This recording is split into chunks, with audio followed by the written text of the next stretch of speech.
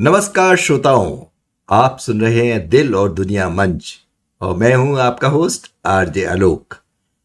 दोस्तों, हमेशा हमारी कोशिश यही रहती है कि ऐसी बातचीत आपके सामने लाएं जो सिर्फ इंफॉर्मेटिव ना हो बल्कि सोचने का एक नया नजरिया भी दे जाए। आज की बातचीत भी कुछ ऐसी ही है, क्योंकि आज हम बात करने वाले हैं टैरो की, मून साइकिल्स की और सबसे बढ़कर उस रिश्ते की जो शायद हम सभी का अपने भीतर की दुनिया से है। और हाँ, आज की इस विशेष बातचीत में हम सभी 12 ज़ोडिएक साइंस के लिए टैरो इनसाइट्स भी देखने वाले हैं, इसलिए आखिर तक हमारे साथ जरूर बने रहिए। लेकिन ये कोई ट्रेडिशनल मंथली फोरकास्ट नहीं है। ये बातचीत इस सवाल से शुरू होती है कि आखिर ऐसा क्या है मून के इन साइकिल्स में या कलाओं में जिनकी ओर इंसान सदियों से लौटता रहा है, और टैरो हमें इनके साथ अपने जीवन को देखने का एक अलग नजरिया कैसे दे सकता है। क्या ये केवल भविष्य जानने का माध्यम है या फिर अपने पैटर्न्स, अपनी आदतों और अपने भीतर की आवाज को समझने का एक अवसर है? इन्हीं सवालों के साथ आज की हमारी विशेष प्रस्तुति है टैरो, मून और जिंदगी। और इस बातचीत के लिए हमारे साथ है चंद्रा। चंद्रा पिछले एक दशक से अंतर्राष्ट्रीय ऑनलाइन प्लेटफॉर्म्स पर टैरो के माध्यम से लोगों के साथ काम कर रही हैं। वे एक टैरो एडवाइजर और वेलनेस कोच होने के साथ साथ एक कंटेंट क्रिएटर के रूप में भी बहुत एक्टिव हैं और टैरो को अवेयरनेस और सेल्फ रिफ्लेक्शन का एक प्रैक्टिकल टूल के रूप में लोग तक पहुंचाने का बहुत बड़ा काम कर रही है। तो चलिए शुरुआत करते हैं। चंद्रा जी, दिल और दुनिया मंच पर आपका बहुत बहुत स्वागत है। धन्यवाद आलोक जी, और दिल और दुनिया मंच पर वापस आकर मुझे सचमुच बहुत अच्छा लग रहा है।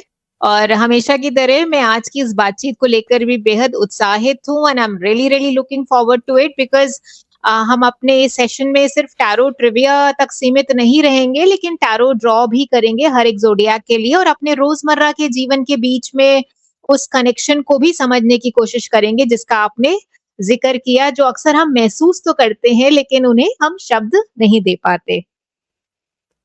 तो चलिए शुरुआत करते हैं।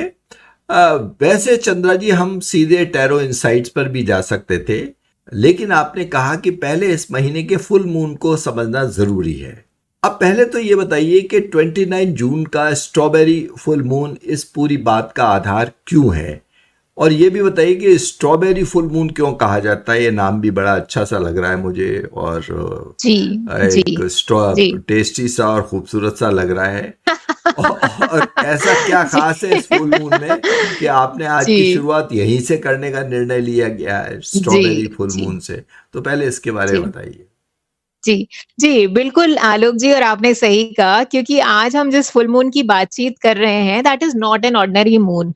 जो 29 जून को आने वाला ये स्ट्रॉबेरी फुल मून है, जिसको हम स्ट्रॉबेरी फुल मून कह रहे हैं, ये इसलिए नहीं है कि ये मून स्ट्रॉबेरी कलर का है, बट जो पारंपरिक जो कल्चर्स में जो फुल मून है वो एक कल्मिनेशन कंप्लीशन का एक नजरिया माना जाता है। और जैसे कि आपने बोला कि इसका नाम स्ट्रॉबेरी फुल मून क्यों है, जो बहुत वाजिब सवाल है, और वो इसलिए है क्योंकि जो नॉर्थ अमेरिकन इंडिजिनस कल्चर्स थे वो उस इस दौरान एक स्ट्रॉबेरी की हार्वेस्टिंग होती थी, राइट?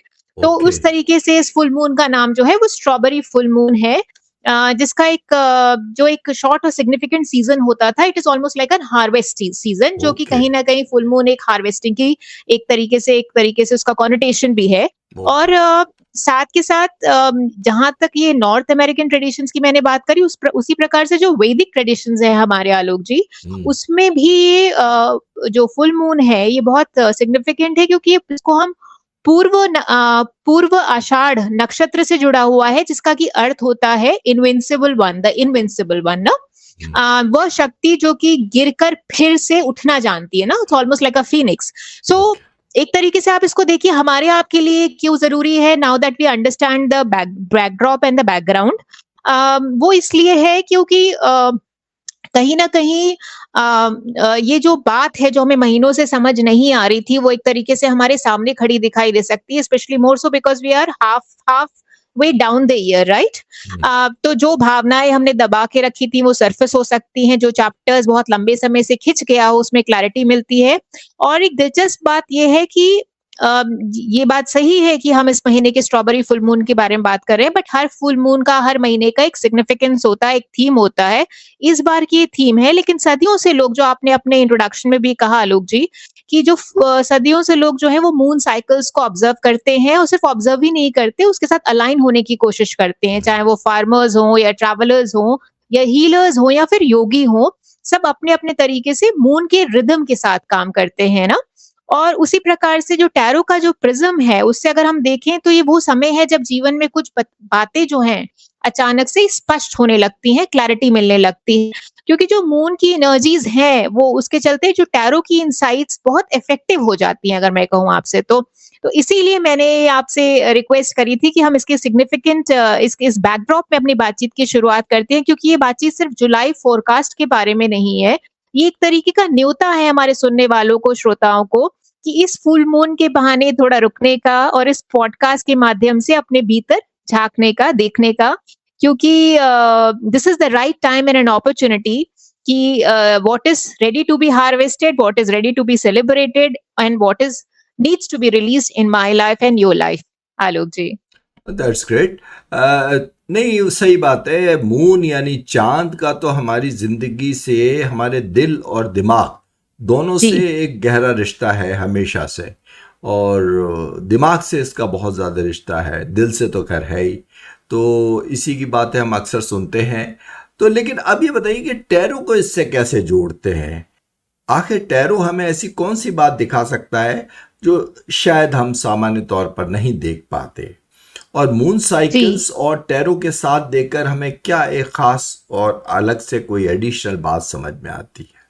जी, बहुत सुंदर सवाल है आपका आलोक जी, और बहुत सिग्निफिकेंट भी, क्योंकि क्या होता है कि अक्सर यही सबसे बड़ा मिसअंडरस्टैंडिंग या मिसकंसेप्शन मान लीजिए, कि लोग सोचते हैं मून अलग है, टैरो अलग है, ये दोनों बातें कैसे जुड़ी हैं। हम्म, लेकिन मेरे अनुभव में, और आपको जैसे आपने ज़िक्र भी किया, 12 साल से मैं पढ़ रही हूँ और स्पिरिचुअल प्रैक्टिसेस भी साथ-साथ कर रही हूँ, तो मेरे अनुभव में एक तरीके से ये दोनों जो हैं एक तरीके से एक सर्किट पूरा करते हैं।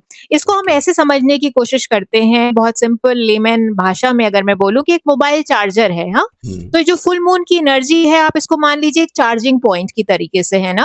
एक हम्म, एनर्जी सोर्स है, लेकिन आप सिर्फ चार्जर अगर दीवार में लगा हो तो मोबाइल जो है वो अपने आप ऑटोमैटिकली चार्ज नहीं हो जाता, राइट? जब हम्म, तक हम चार्जर के पास फ़ोन नहीं ले जाते और फ़ोन उससे कनेक्ट नहीं करते, स्विच ऑन नहीं करते, तब तक एनर्जी सोर्स होते हुए भी हमारी बैटरी का ड्रेन होता रहता है, जो कि हमारी लाइफ एनर्जीज है ना। हम्म, तो जो आप कनेक्शन की बात कर रहे हैं, उसके लिए ये है कि जो टैरो जो है वो एक कनेक्शन है, कनेक्शन केबल की तरह से मान लीजिए ना। जो हम्म, मून की जो एनर्जी है वो उपलब्ध है, लेकिन जो टैरो की जो इंसाइट्स हैं, जो टैरो की गाइडेंस है, रोड मैप है, जिसके बारे में हम अपने पहले भी जो एपिसोड्स में जो हैं बात कर चुके हैं, बहुत गहराई से बात कर चुके हैं। वो जो इनसाइट्स हैं, वो जो रोड मैप है, वो बताता है कि अब अपनी माइंड, बॉडी और इमोशंस की ऊर्जा को जो मून की एनर्जीज है उसके साथ कैसे अलाइन कर सकते हैं। इसलिए टैरो ऐसे समय में कोई जादुई पिटारा नहीं है, और मून अकेले में कुछ नहीं बदल देता ना, नहीं तो कितने फुल मून आते हैं और कितने चले जाते हैं ना आलोक जी। हम्म, लेकिन सीजनल एनर्जी और स्पिरिचुअल टूल्स के साथ, जिसमें कि एक स्पिरिचुअल टूल आप मान लीजिए टैरो है, जो 78 कार्ड्स के जो पत्ते हैं, जब साथ में काम करते हैं तो एक रीसेट की संभावना होती है, जिसके जो जिस जिस रीसेट की उस इस समय हमारे जीवन को जरूरत होती है।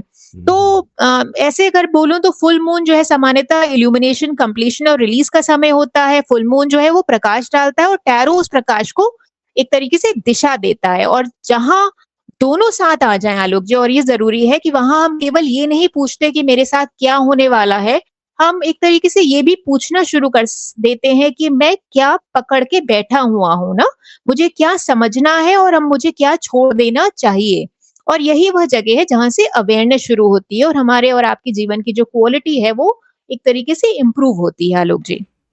तो चलिए, मैं यहाँ एक वैसे ही ऑफ द कफ सवाल पूछता हूँ जी, कि आपका ये मतलब है कि अगर फुल मून के दौरान अगर हम टैरो रीडिंग्स कराएंगे या करेंगे, जी, तो जी। उनका इफेक्ट या उनके जो रिजल्ट्स हैं वो हो सकता है डिफरेंट हो जी। एज कंपेयर टू उन रीडिंग्स के जो कि अदर देन फुल मून के पीरियड में की जाए। Is it so? देखिए जो आपका सवाल वाजिब है और इसको हम जैसे-जैसे अपनी बातचीत आगे ले जाएँगे वैसे-वैसे इसकी गहराई में भी उतरेंगे। पर अभी के लिए आई थिंक ये कहना काफ़ी होगा क्योंकि ऐसा नहीं है कि फुल मून में जो टैरो की इनसाइट्स हैं उसका अपना कोई अलग एक तरीके से सिग्निफिकेंस या लेयरिंग होती है या गहराई होती है या फिर अदरवाइज़ ली हुई रीडिंग्स में नहीं होती।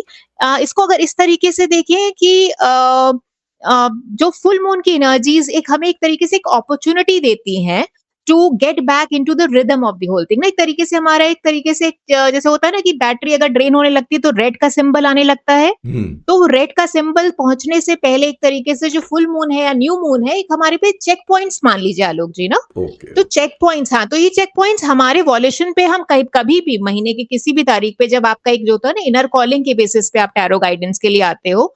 लेकिन जो फुल मून है या न्यू मून है स्पेशली जो फुल मून क्योंकि हम उस बारे में आज बात कर रहे हैं फोरकास्ट कर रहे हैं तो बेसिकली एक तरीके से हमें अलाइनमेंट का मौका देती है क्योंकि जो कॉस्मिक रिदम है वो एक तरीके से हमारे फेवर में है। तो हाँ ये मैं ऐसे कह सकती हूँ कि हो सकता है इस स्टेज पे मैं जो आपके साथ पढ़ूं तो आप ज्यादा रिसेप्टिव होगे right with okay. Reference to receiving these insights हाँ ओके। जो कि क्योंकि आपका जो कॉस्मिक अलाइनमेंट है वो आपके जो ताना बाना है ना वो आपके फेवर में काम कर रहा है।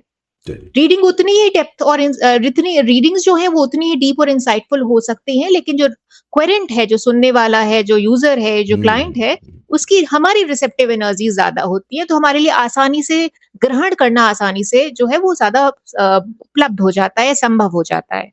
नहीं, ये बात बहुत अच्छी बताई आपने कि हम रिसेप्टिव ज़्यादा हो सकते हैं। चलिए आगे जी चलते हैं। तो आप ये बताइए कि इस महीने एक कलेक्टिव टैरो कार्ड भी निकला है। एक कार्ड सबके लिए कैसे कॉमन हो सकता है? पहला सवाल तो यही है। और आखिर एक कलेक्टिव टैरो कार्ड मैसेज से क्या मतलब है? क्या ये जी इज इट समथिंग लाइक जैसे कई बार कहते हैं ना देश में या वर्ल्ड में इस महीने बाढ़ आएगी, सूखा पड़ेगा, इस तरह का कोई कलेक्टिव सिस्ट कंट्री के लिए या वर्ल्ड के लिए कुछ है? Does it mean that? Okay देखिए देखिए डेफिनेटली आपका वाजिब सवाल है कि एक कार्ड सबके लिए कैसे हो सकता है जैसे कि एक जिसको बोलते हैं ना जो स्केप्टिक्स होते हैं कि वे बोलते हैं कि भाई एक फोरकास्ट इतने सारे जोडिएक एक जोडिएक के साथ कैसे हो सकता है क्योंकि इसमें तो भांति भांति प्रकार के लोग होते हैं ना। और यहाँ तो हम 12 अलग जोडिएक की बात नहीं करते हम एक कलेक्टिव थीम की बात कर रहे हैं राइट। तो इसको मैं पीछे मुड़कर ऐसे ही समझती हूँ और समझाने की कोशिश करती हूँ आलोक जी कि जब हम कलेक्टिव कार्ड की बात करें तो उसका अर्थ ये नहीं है कि अगले महीने में जो दुनिया के 8 अरब लोग हैं उनके साथ एक ही घटना होने वाली है ना। दुनिया तो छोड़ दीजिए अपने देश या अपने प्रांत या अपने मोहल्ले की भी बात करें तो ऐसा बिल्कुल नहीं है। कहने का मतलब ये है कि जो कलेक्टिव कार्ड है जो दरअसल एक तरीके से एक थीम की तरह संकेत दे रहा है जो इस समय बहुत सारे लोग हाँ सारे लोग नहीं बट बहुत सारे लोगों के जीवन में अलग अलग रूपों से सक्रिय हैं। तो इसको अगेन अगेन मैं ऐसे समझाने की कोशिश करूँ कि भाई कोई जैसे कोई एक मौसम है जैसे मानसून का मौसम है तो उस मौसम में किसान खेती करता है कोई उस मौसम में अपने ट्रैवल प्लान्स बनाता है या कोई घर के भीतर बैठा रहता है तो मौसम सबके लिए एक है लेकिन उसका अनुभव सबके लिए अलग अलग होता है ना। उसी प्रकार से जो टैरो का जो कलेक्टिव कार्ड है उसमें एक सामूहिक ऊर्जा या बोल लीजिए कलेक्टिव कॉन्शियसनेस हाँ कलेक्टिव कॉन्शियसनेस की झलक देता है और फिर उस प्रकार जो ये बात हम आज डिस्कस करें उसमें ये है कि जो हर व्यक्ति जो है उस ऊर्जा को अपने जीवन में अपनी परिस्थितियों के अनुसार अपने रिश्तों के अनुसार अपने काम के अनुसार और अपने निर्णयों के अनुसार अपने जो इनर वर्ल्ड है उसको उसमें अनुभव करता है। यही कारण है जब हम आज ज़ोडिएक इनसाइट्स की बात करेंगे तो हर राशि का कार्ड जो है वो अलग होगा लेकिन उसके पीछे कलेक्टिव थीम चलेगी। जैसे जैसे हम आलोक जी इसमें जाएंगे ना रीडिंग्स में तो ये बात जो मैं इस वक्त आपसे जिक्र कर रही हूँ ज्यादा क्लियर होगी क्योंकि इसीलिए जो टैरो फोरकास्ट है एक एक सिंपल एक कार्ड निकालो एक टैरो रीडिंग कर दी कि आपके लिए ये होगा आपके लिए वो होगा नहीं। एक क्लियर रीडिंग है जो एक बड़े कॉन्वर्सेशन का हिस्सा बन जाती है और एक ऐसी कॉन्वर्सेशन जो कि कलेक्टिवली हमको सिखाती है कि हम किस बात को पकड़े हुए हैं और हमें किस बात के छोड़ने का समय आ गया है। और जो कलेक्टिव टैरो कार्ड हम लोगों ने निकाला है आलोक जी इस स्टेज पे हमें बताऊं तो ये कार्ड का नाम है टैरो में द डेविल। द डेविल इसलिए क्योंकि जो कैप्रिकॉर्न है जो इस बार का जो फुल मून है वो प्लैनेट कैप्रिकॉर्न में है, जिसको कि हम कर्क राशि भी कहते हैं। Okay okay. तो फिर जिस कार्ड की अभी आप बात कर रहे हैं जी उस डेविल कार्ड, तो उसका नाम सुनते ही शायद बहुत से लोग थोड़ा सा चौंक जी जाएंगे। तो जी जी जी नाम डेविल वैसे ही बड़ा डरावना सा जी लगता जी। है। तो हमें डेविल्स क्या एडवोकेट। घबराना चाहिए कि इसमें आज कुछ दुनिया में या जगह कुछ गड़बड़ होने वाली है, या टैरो इस कार्ड को किसी और नजरिए से देखता है? जी, क्या है? जी। देखिए, दुनिया तो हमारे आस-पास जो है आलोक जी, उसमें जितनी गड़बड़ी हो रही है उससे अब ज़्यादा क्या होगी। बट आई थिंक मैं तो इसको इस तरीके से देखती हूँ कि डेविल निकला है तो it is about time that we all be playing devil's advocate, right? हाँ? Hmm, instead of brushing everything under the carpet, हाँ? Hmm, So, Alok ji, the fact of the matter, yes, coming back to the topic is that devil card से definitely डरने की जरूरत नहीं। In fact tarot के again इस बात का हम जिक्र पहले भी सेशंस में कर चुके हैं कि किसी भी कार्ड से कोई डरने की जरूरत नहीं है। असल में कार्ड्स जो हैं वो एक किसी बाहरी कोई बुराई की बात नहीं करते या कोई एक रेड फ्लैग नहीं है। ये इनफैक्ट ये हमारे भीतर के उन जिसको बोलते हैं ना सेल्फ लिमिटिंग या सेल्फ सैबोटेजिंग जो इमोशंस हैं, जो एक्सेसेस हैं या एडिक्शंस हैं, ये डेविल कार्ड उनको दर्शाता है। कोई हमारे अंदर कोई डर छुपा हुआ है या कोई ऐसी आदत है या कोई ऐसा रिश्ता है या कोई ऐसी पुरानी कहानी है जिसको हम नहीं पा रहे। कभी दूसरों की अपेक्षाएं हो सकती हैं या कभी ना कभी अपनी बनाई हुई कोई कैद हो सकती है in terms of the limiting beliefs. जो दिलचस्प बात यह है कि जो डेविल कार्ड में जो बंधन दिखाई देते हैं, और जब हम इमेजरी हमारे श्रोता देखेंगे तो उनको समझ में आएगा कि ये जो बंधन है उसकी जो चाबी है वो अक्सर हमारे पास ही होती है। लेकिन समस्या, क्योंकि जो समस्या जो होती है वो हमेशा बाहर नहीं रहती, जो समाधान है वो हमारे अंदर होते हैं। और मुझे लगता है इस फुल मून का सबसे बड़ा संदेश यही है, क्योंकि फुल मून जो क्या होता है ना, पूर्णिमा की रात में क्या होता है, इल्यूमिनेशन होता है ना, उजाला होता है। हम्म, तो जो बात अंधेरे में थी अब वो दिखाई देने लग रही है, राइट? जो ओके। पैटर्न्स बार बार दोहराया जा रहा था वो पहचान में आने लगता है, और जो सच हम टाल रहे थे वो, अगर मैं पोएटिक शब्दों में बोलूं तो सामने खड़ा मिलता है ना। इसलिए हम्म, डेविल का यहाँ अर्थ डरना नहीं है आलोक जी, अवेयरनेस का कार्ड है, और ये पूछ रहा है कि क्या वास्तव में बंधे हुए हैं? क्या वो डर अभी भी सच है या इल्यूजन है, या वो कहानी अभी भी आप ही की है या किसी और ने आपके ऊपर थोपी हुई है? और अगर नहीं, तो क्या अब उसे छोड़ देने का समय आ गया है? क्योंकि यही वजह है कि सभी ज़ोडिएक साइंस जो हैं, और ये इस बैकड्रॉप में, इस डेविल कार्ड के बैकड्रॉप में पढ़ेंगे, क्योंकि अलग-अलग राशियों के लिए उत्तर अलग-अलग हो सकता है। लेकिन प्रश्न आज के लिए जो आपने बोला ना, कलेक्टिव थीम क्या है? तो हम्म, कलेक्टिव थीम या कलेक्टिव प्रश्न यही है कि क्या आपकी आज़ादी, आपकी अगली ग्रोथ के बीच में सबसे बड़ा अवरोध या चैलेंज है? ओके।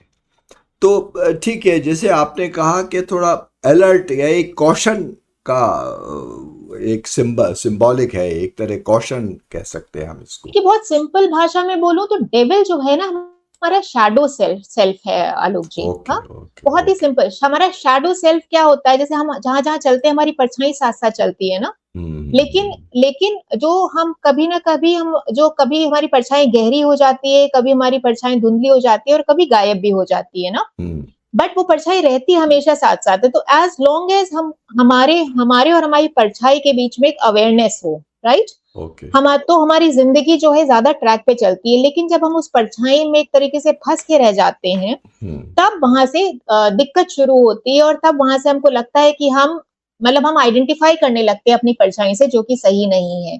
और that is what the theme of collective consciousness this time in the tarot draw devil is, Alok ji. चलिए तो फिर आगे बातचीत को आगे चलते हैं। अगर यही इस फुल मून का संदेश है, तो अब चलिए बात करते हैं टैरो इंसाइट्स की, जिनका हमने जी शुरुआत में जिक्र किया था। जी लेकिन उससे पहले एक सवाल मेरे जहन में आ रहा है कि आपने सभी ज़ोडिएक साइंस को अलग अलग 4 एलिमेंट्स में बांटा है, अर्थ, एयर, फायर और पानी। तो टैरो की नज़र से इन एलिमेंट्स को समझना क्यों ज़रूरी है? वाजिब सवाल है। और क्या ये कहना ठीक होगा कि एक ही फुल मून की ऊर्जा अलग अलग लोगों के जीवन में अलग अलग तरीके से दिखाई दे सकती है? और मैं जी सोचता हूँ कि इस सवाल का आप जवाब दीजिए। और पहले हम जब ये ज़ोडिएक साइंस डिस्कस करेंगे, तो आपके जवाब के बाद हम एक गाने के लिए भी ब्रेक लेंगे, गाना अच्छा बिल्कुल। सा सुनेंगे, और उसके बाद जी में अर्थ साइंस के बारे में बातचीत करेंगे। हाँ, बिल्कुल आलोक जी, जैसे आपने मैंने पहले भी ज़िक्र किया है, देखिए जो मेरा रीडिंग का स्टाइल है, वो कोई सिंपल वन कार्ड ड्रॉ जैसा नहीं है कि एक बस कार्ड एक निकाला और एक फोरकास्ट किया और खत्म हो गया। बट एक लेयर्ड अप्रोच है जिससे हमारे श्रोताओं को, हमारे सुनने वालों को जानकारी मिले, जो एक तरीके से उनके लिए एक तरीके से जो होता है ना कि उनका जो देखने का जो नज़रिया है, समझने के नज़रिया है, उसको थोड़ा खोले। क्योंकि जो टैरो होता है वो सिर्फ अपने आप में किसी ज़ोडिएक साइन या राशि को नहीं देखता, but it takes into account the element that we read for, जैसे कि आपने पूछा। और इसकी सिग्निफिकेंस क्या है? क्योंकि देखिए, it goes back to very simple, जो हमको भी पता है कि जो पूरी सृष्टि है आलोक जी, वो 5 तत्वों से बनी है ना, ये तो हमें सभी को पता है। अगर हम स्पेस को या ईथर को निकाल दें, तो 4 एलिमेंट्स कौन से रह जाते हैं? Earth, air, fire and water, right? तो हाँ। ये जो एलिमेंट्स हैं, अब यही एलिमेंट्स जो हैं वो कार्ड्स, जो टैरो कार्ड्स में भी रिफ्लेक्टिव होते हैं in the suits of cups, wands, pentacles and swords, but of course we are not going there. But जब क्योंकि हम आज फोरकास्ट कर रहे हैं, तो जब हम इन एलिमेंट्स को मून के ल्यूनर इल्यूमिनेशन के साथ या अलाइनमेंट के साथ जोड़ के देखते हैं, तो चीजें एकदम साफ हो जाती हैं। क्योंकि ये जो कॉम्बिनेशन है टैरो का, एलिमेंट्स का, मून का, यही हमें एक होलिस्टिक व्यू पॉइंट देता है। तो ऐसा जरूरी नहीं है कि हमको ऐसे ही करना था, लेकिन एक होलिस्टिक व्यू पॉइंट के लिए, एक गहरा नजरिए के लिए, कि किसी इंसान के जो जीवन में कोई एक लेंस से नहीं देख रहा, बट एक तरीके से पूरे महीने की एनर्जीज हमें कहाँ ले जा रही हैं, एक होलसम व्यू पॉइंट की तरफ से देख रहा है ना।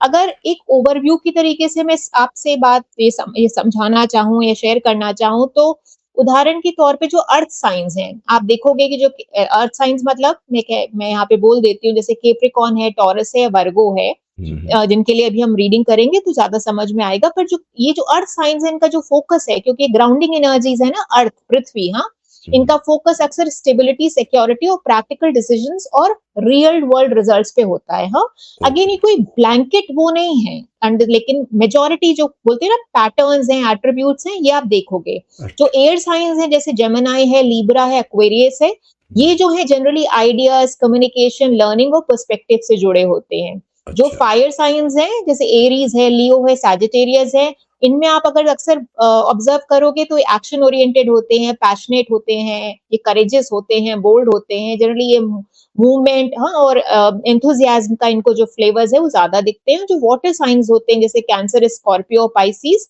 ये जो है जो इमोशनली इंट्यूटिव साइंस होते हैं, जो हीलिंग और इनर वर्ल्ड के में गहराई से जुड़ जाते हैं। तो अब आप सोचिए कि अगर एक फुल मून सभी लोगों पर प्रकाश डाल रहा है, तो हर व्यक्ति उस प्रकाश को अपने स्वभाव के अनुसार से देखेगा और ग्रहण करेगा ना।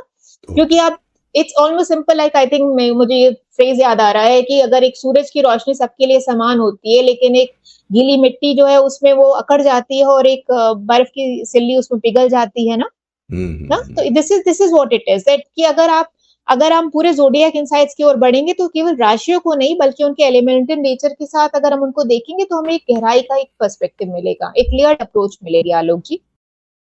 तो चलिए, अब इंडिविजुअल साइंस को के बारे में इंसाइट आप हमें बताएं, उससे पहले हम एक अच्छा सा गाना सुनते हैं और फिर ये बातचीत को आगे जारी रखते हैं।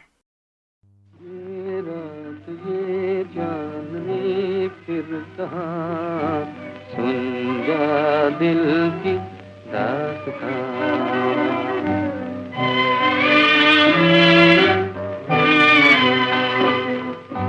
चांदनी रातें प्यार की बातें खो गई जाने कहाँ। चांदनी रातें प्यार की बातें खो गई जाने कहाँ। ये रात ये चांदनी फिर कहाँ, सुन जा दिल की दास्तां।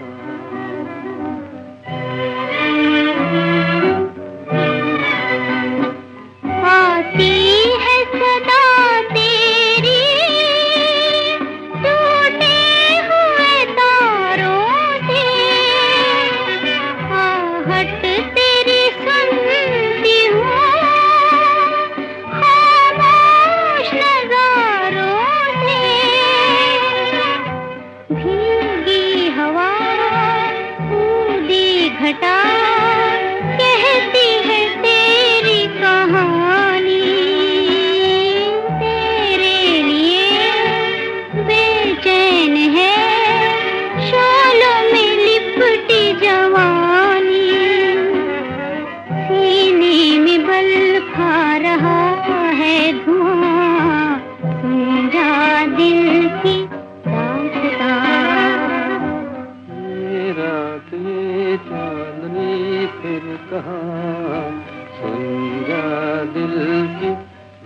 दास्तां।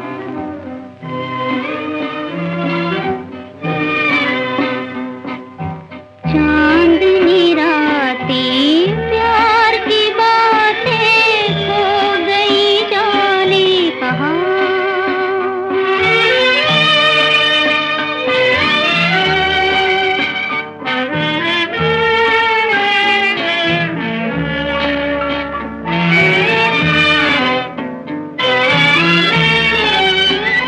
लहरों के लबों पर है खोए हुए अफसाने।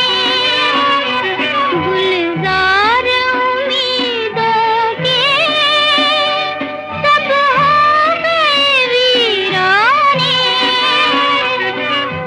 तेरा पता पाऊं कहाँ, तूने है सारे ठिकाने। जाने कहाँ गुम हो गए जाके वो अगले जमाने। बर्बाद है आरज़ू का जहां, सुन जा दिल की दास्तां, सुन जा दिल की दास्तां। हाँ चंद्रा जी, वेलकम बैक। तो चलिए शुरुआत करते हैं अर्थ साइंस से। वैसे आपने अभी अभी बताया ही है कि मकर राशि, वृषभ राशि और कन्या राशि यानी कैप्रिकॉर्न, टॉरस और वर्गो, तो ये अर्थ से जुड़े एलिमेंट्स हैं। तो पहले इसके बारे में कुछ बताना चाहेंगी या हम डायरेक्ट कैप्रिकॉर्न पे चल के बात करें?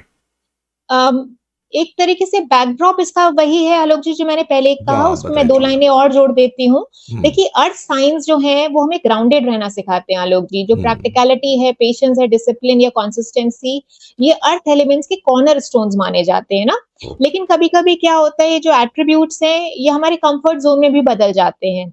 और क्योंकि इस फुल मून में again going back to the devil's archetype, हम अपने पुराने पैटर्न्स और लिमिटेशंस को पहचानने की बात कर रहे हैं। इसलिए अर्थ साइंस के लिए जो है ये समय जो है वो खुद से पूछने का है कि क्या मैं स्टेबिलिटी बना रहा हूँ या मैं अपने कंफर्ट जोन में खुद ही फंस गया हूँ ना। तो चलिए मकर राशि यानी कैप्रिकॉर्न की बात करते हैं। तो इस फुल मून पर इनके लिए टैरो क्या गाइडेंस लेकर आया है?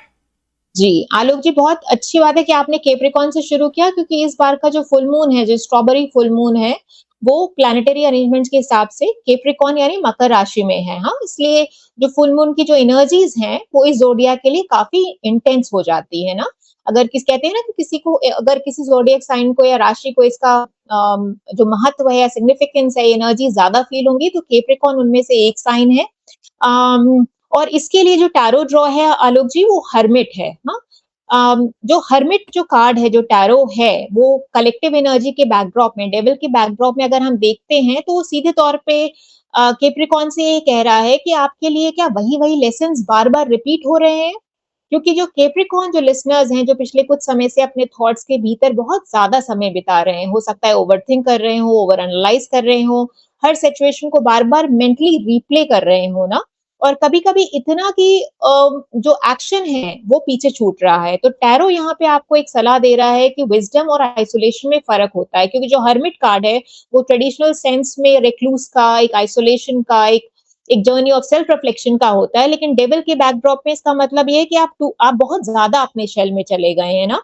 रिफ्लेक्शन जरूरी है, लेकिन दुनिया से डिस्कनेक्ट होने में कोई सोल्यूशन नहीं है। हाँ, तो अगर आप खुद को लोगों से दूर, आपने अपने आप को खुद से लोगों से दूर कर लिया है, या आपने अपने दिल की बात अपने भीतर दबा के रखी है, या सब कुछ अकेले हैंडल करने की कोशिश कर रहे हैं, तो अब सपोर्ट लेने का समय आ गया है। इस फुल मून साइकिल में फोकस ये नहीं है कि आंसर्स ढूंढे जाएं, फोकस ये है कि जो आंसर्स आपको पहले से मिल गए हैं उस पर अमल किया जाए। क्योंकि जो हीलिंग का जो अगला स्टेप जो है वो मेडिटेशन नहीं है आलोक जी। कैप्रिकॉर्न्स के लिए कन्वर्सेशंस जरूरी हो गई हैं, ताकि वो अपने शेल से निकल सके, और जिसको बोलते हैं ना अंग्रेजी में, wake up and smell the coffee. हाँ, that kind of connotation is coming through for tarot hermit for the Capricorns. Very good. तो चलिए आगे बढ़ते हैं वृषभ यानी टॉरस की ओर। इनके लिए टैरो गाइडेंस क्या कह रही है, क्या बता रही है? देखिए, टॉरस के लिए बहुत सुंदर और बहुत ब्यूटीफुल कार्ड निकला है, और जो टैरो को जानते हैं वो खुशी से उछल जाएंगे, मेरा मानना है, क्योंकि उनके लिए जो कार्ड्स है वो है two of cups. And this is an extremely beautiful exciting cards for blossoming love and relationships. You can think chocolate and roses and that Valentine energy is there, okay. But it is not limited only to that ना, क्योंकि two of cups जो है वो connection, harmony और meaningful relationships या partnerships का card माना जाता है। और जब हम पार्टनरशिप्स की बात करते हैं तो पार्टनरशिप सिर्फ रोमांटिक पार्टनरशिप्स नहीं होती हैं आलोक जी, ये फ्रेंडशिप्स भी हो सकती हैं, सोल कनेक्ट्स भी हो सकते हैं, बिजनेस कोलैबोरेशन भी हो सकता है, और फैमिली के अंदर भी रिलेशनशिप्स हो सकती है। तो अगर कहा जाए इनके लिए क्या गाइडेंस है, जो रोड मैप ये है कि ये समय सही है आपकी जर्नी में और लोगों की महत्वपूर्ण भूमिका निभाने का ना। ओके। कोई अगर मिसअंडरस्टैंडिंग चल रही है दोस्तों के बीच में, घर वालों के बीच में, तो दरवाजा खुला रखें। हाँ, अगर कोई नया रिश्ता डेवलप हो रहा है तो उसे नेचुरली अनफोल्ड होने दीजिए। और सबसे इंपॉर्टेंट बात, ऑफ कोर्स, अगर आप किसी जीवन साथी की तलाश कर रहे हैं तो उनके लिए भी ये कार्ड ट्रेडिशनली जो है बहुत पॉजिटिव संकेत माना जाता है। प्रपोजल है, एंगेजमेंट है, वो इस कार्ड के साथ साथ जो है इन राशि के लिए बहुत एक तरीके से एक पॉजिटिव ऑस्पिशियस बिगिनिंग मान सकते हैं आप। एक डीपर लेयर ये है कि सबसे महत्वपूर्ण सवाल जिसको ये होता है कि रिलेशनशिप में हमारे और हमारे आप जो हम दूसरों के बीच में होती है, लेकिन टैरो कहीं ये भी आपको पूछ रहा है कि आप अपने साथ भी उतनी काइंडनेस से पेश आ रहे हैं जितने दूसरों के साथ ना, क्योंकि हम दूसरों से तो अपना रिश्ता बनाने की कोशिश कर रहे हैं और बन भी रहा है, लेकिन आपका खुद से क्या रिश्ता है। हाँ, in the backdrop of the devil behind us ना, कि आपका खुद से रिश्ता अच्छा है, सुगम है, सुंदर है, कि आप एक तरीके से दूसरों के रिश्तों में अपना वो वैलिडेशन ढूंढ रहे हैं, जो कि नहीं ढूंढना चाहिए। तो चलिए फिर अब बात करते हैं कन्या राशि यानी वर्गो के लिए। तो वर्गो के लिए फुल मून का क्या मैसेज है, और ये मैं इसलिए खास तौर से पूछना चाह रहा हूँ क्योंकि मेरा साइन भी वर्गो है, इसलिए बताइए। ओह हेलो जी, आपने तो मुझे धर्म संकट में डाल दिया, क्योंकि ये टैरो ड्रॉ तो मैं पहले ही कर चुकी हूँ। And there is it's an absolutely authentic reading so to speak. But yes, आप बता पाएंगे कि आप इससे कितना रिलेट कर रहे हैं, क्योंकि जो टैरो के लिए जो वर्गो के लिए जो टैरो ड्रॉ हुआ है वो 9 ऑफ कप्स कार्ड है। और 9 of cups card again it's a very beautiful, bright and an auspicious omen. और आपको ये जान के अच्छा लगेगा, आई एम श्योर, कि 9 ऑफ कप्स जो है वो टैरो के रेल में इसको एक विश कार्ड भी माना जाता है ना, जिससे वो होता है ना कि आपने चिराग रगड़ा और एक तरीके से एक जन हाजिर हो गया, विश ग्रांटिंग कार्ड है ना। अच्छा, हाँ जी, लेकिन इसको ना इसका एक दूसरा again these are all very generic, जिसको बोलते हैं अंडरस्टैंडिंग है या कॉनोटेशंस हैं, जहां इसको अगर हम मैं इसको थोड़ा डिफरेंट तरीके से देखती हूँ, क्योंकि कार्ड सिर्फ विश फुलफिलमेंट का नहीं है, एक तरीके से ग्रैटिट्यूड का भी कार्ड है आलोक जी। वर्गो एनर्जी वाले जो है ना, वो अक्सर इतने ज्यादा गोल ओरिएंटेड या गोल फोकस्ड होते हैं कि वो भूल जाते हैं कि वो कितना हासिल कर चुके हैं ना, और वो कहीं ना कहीं उसको सेलिब्रेट करना भूल जाते हैं। तो टैरो की इनसाइट उनके लिए इस फुल मून ये कह रही है कि थोड़ा जरा रुकिए, थोड़ा पीछे मुड़कर देखिए, आप जितना सोच रहे हैं उससे कहीं ज्यादा आप आगे आ चुके हैं ना। आपके हो सकता है करियर में प्रोग्रेस हो रही हो, आपकी फाइनेंशियल स्टेबिलिटी आप महसूस करना शुरू कर रहे हो, पर्सनल लाइफ में भी थोड़ी स्टेबिलिटी है, सेटिस्फैक्शन का भाव भर सकता है। लेकिन साथ साथ ये भी मैसेज है कि अबंडेंस सिर्फ बैंक अकाउंट तक नहीं होती ना, पीस ऑफ माइंड भी अबंडेंस है, गुड हेल्थ भी अबंडेंस है, हेल्दी रिलेशनशिप भी अबंडेंस है ना। तो इस फुल मून पर टैरो आपको इनवाइट कर रहा है कि जो भी आपके पास है उसे एक्नॉलेज करिए, क्योंकि ग्रैटिट्यूड ही जो है ना अगले ब्लेसिंग्स का वो दरवाजा खोलता है ना। कहते हैं ना, complaining erases good fortune and gratitude increases one. So that is the connotation for the Virgos Alok ji. जी, आप बताइए, आप कितना कनेक्ट करते हैं, नहीं करते हैं? नहीं सर, वो तो अलग जुदा बात है, लेकिन फिर भी बात तो सही है कि जो कुछ आपके पास है पहले उसके लिए ग्रेटिट्यूड होना तो बहुत, वैसे तो सभी साइंस में जरूरी है, लेकिन वर्गोस जो है वो बिल्कुल उनके दिमाग में बस काम ही रहता है, वो ग्रेटिट्यूड वाली बात रहती नहीं है, और वही समाज में और परिवार में फ्रिक्शन का कारण बनते रहते हैं, वही बात है जी। तो ये फुल मून हम सब के लिए, जो भी वर्गोस हैं, सुनने वाले हैं, श्रोता लिसनर्स हैं, उनके लिए एक मौका है, एक तरीके से आप खुद को रुक के अपने आप को सेलिब्रेट करने का ना, before just keep moving from one goal to another. चलो अब ऐसा करते हैं कि एयर साइंस की बात कर लेते हैं, जिसमें मिथुन राशि, लिब्रा और एक्वेरियस आते हैं। तो इनके बारे में नहीं, सबसे पहले ऐसा करते हैं, मिथुन राशि के बारे में बता दीजिए डायरेक्टली, और फिर जेमिनाई की बात करते हैं, और फिर आगे फिर तुला राशि की बात। हाँ, तो चलिए आप बताइए कि जेमिनाई राशि के बारे में टैरो क्या इंसाइट्स बता रही है, इसके बारे में थोड़ा सा बताइए, फिर हम लिब्रा के बारे में बात करते हैं। जी जी अम, जी आलोक जी, जेमिनाई के लिए जो टैरो ड्रॉ निकला है वो है 4 ऑफ स्वॉर्ड्स, और ये कार्ड्स अपने आप में बहुत दिलचस्प है क्योंकि जो जेमिनाई है अगेन एयर साइन है। हाँ, तो इनका स्वभाव जो है बड़ा एक्टिव, क्यूरियस और कॉन्स्टेंटली जो है एंगेज रहता है ना, मेंटली बहुत अलर्ट और अजाइल रहते हैं ये लोग। लेकिन टैरो की जो गाइडेंस है, अब ये अगेन डेविल बैकड्रॉप में है ना हमारे, तो यहाँ पे बिल्कुल उल्टा कह रही है। हाँ, यहाँ पे 4 ऑफ स्वॉर्ड्स की एनर्जी के माध्यम से जो मैसेज निकल के आ रहा है वो ये है कि you have to pause before you proceed. It is time for you to rest, reset, revive, and it is not a time to act or decide, huh? Which is very, very contrary to the Gemini energy, ना?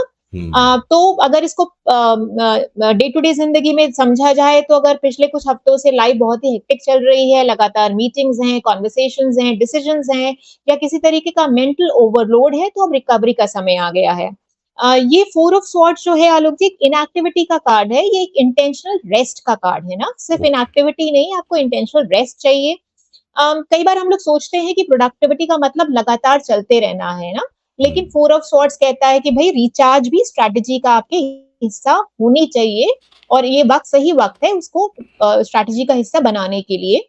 इस full moon में थोड़ा समय आप अपने लिए निकालिए, अपने स्लीप को प्रायोरिटी दीजिए, अपनी लाइफस्टाइल हैबिट्स को, वर्क लाइफ बैलेंस को वो दीजिए, और प्रैक्टिकल टर्म्स में स्क्रीन टाइम को कम कीजिए, कोई स्पा या स्पिरिचुअल रिट्रीट जाइए, और सबसे ज्यादा जो जरूरी है वो ये है कि हर प्रॉब्लम का आंसर आज ही निकालना जरूरी नहीं है, क्योंकि कभी कभी जो क्लैरिटी है वो एक्शन से नहीं, स्टिलनेस से आती है। बहुत बढ़िया तरह बताया आपने इसके बारे में। और अब फिर बताइए लिब्रा के बारे में टैरो गाइडेंस क्या निकल के आ रही है। जी जी आलोक जी, तुला राशि के लिए जो टैरो ड्रॉ है हमारा, जो टैरो गाइडेंस निकल के आई है उसका नाम है 8 ऑफ वैंड्स। हाँ, जो टैरो ड्रॉ जो कार्ड है उसका नाम है 8 ऑफ वैंड्स। और अगर एक शब्द में इसकी एनर्जी को, इस कार्ड की एनर्जी को या गाइडेंस को समझना हो तो वो है मोमेंटम, फ्लरी ऑफ एक्टिविटीज जिसको बोलते हैं ना। तो जो काम कुछ पिछले समय से अटका हुआ था उसमें अब आपको मूवमेंट दिखाई देगा, phone calls, emails, travel plans, interviews, applications, conversations, ये सारा कुछ। अगर कोई डिसीजन जिसका आपको इंतजार था या जो कुछ मूव नहीं कर रहा था, then things will start moving quickly with in 8 days time, that is a broader timeline to this। और कई लिब्रा लिसनर्स जो है ये भी महसूस कर रहे हो सकते हैं कि अचानक लाइफ की स्पीड बढ़ गई है ना। तो टैरो की एडवाइस यही है कि जो मोमेंटम का आप स्वागत करिए, लेकिन डायरेक्शन मत भूल जाइए, क्योंकि तेजी से भागती हुई ट्रेन कभी कभी ना गलत पटरी पर जा सकती है। इसलिए जो मोमेंटम है, जो स्पीड आपने पकड़ी है या पकड़ने वाले हैं, उसको उसमें अवेयरनेस लाइए, इंटेंशन लाइए। अगर ट्रैवल की प्लानिंग कर रहे हैं उस लिहाज से कार्ड बहुत ही ऑस्पिशियस साइन है।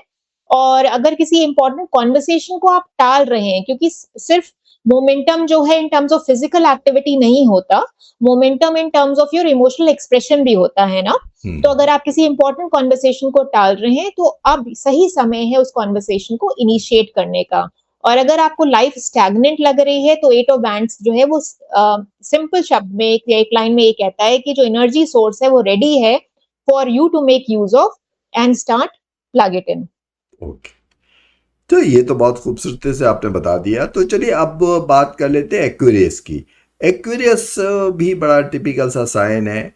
हिंदी के लिहाज से मेरी कुंभ राशि है, अब पता नहीं अंग्रेजी के हिसाब से वर्गो है, दोनों में क्या संबंध है मुझे नहीं पता। जी। लेकिन फिर भी चलिए एक्वेरियस के लिए बताइए कि टैरो क्या मैसेज लेके आया। हाँ, तो फिर you can pick and choose जो भी आपसे रेजोनेट करता हो, या शायद दोनों रेजोनेट करे या नहीं करे। मैं यही करता हूँ, मैं अखबार में दोनों पढ़ लेता हूँ, मेरी समझ में नहीं आता। ओके, तो ये तो आप तो या तो आप रियल टाइम में सुन रहे हैं आलोक जी, तो the choice is yours. But see जो एक्वेरियस है, बिसाइड्स दैट, एक्वेरियस के लिए इनफैक्ट जो कार्ड है वो एक मेजर अरकाना का कार्ड है।